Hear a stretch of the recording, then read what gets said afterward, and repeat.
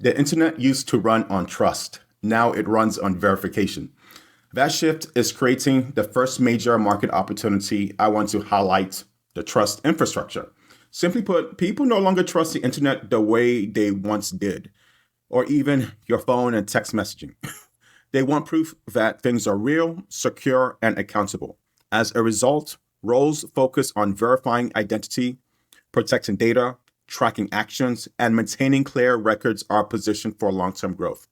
In practical terms, if you work in or operate a business that helps people feel safe, understand who they are dealing with, or clearly see what actually happened, you're in a strong position.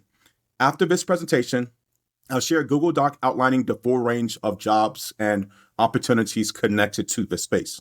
So, within the trust infrastructure economy, the roles span a wide spectrum. On one end are familiar positions like cybersecurity analysts, a foundational part of trust infrastructure.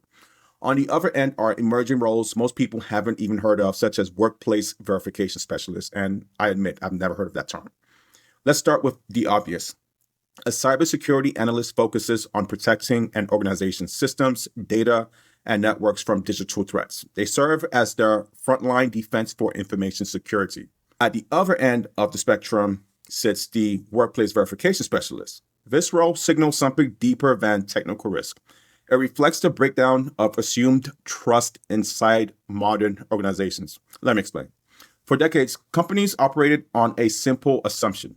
If someone had an email address, a badge, or a square on a Zoom call, they were real and doing the work.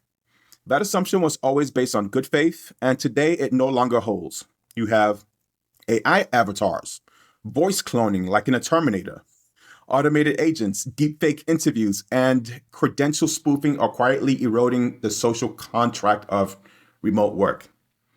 This is where a workplace verification specialist emerges. Your job is to ensure that people, actions, and credentials inside an organization are real, they were authorized, importantly, and accountable over time. So could you imagine some rogue device or individual having access to the nuclear codes? Yes, that's how big of a deal this is.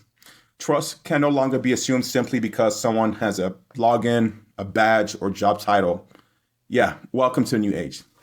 You might ask whether this role has real-world use cases today. The answer is yes.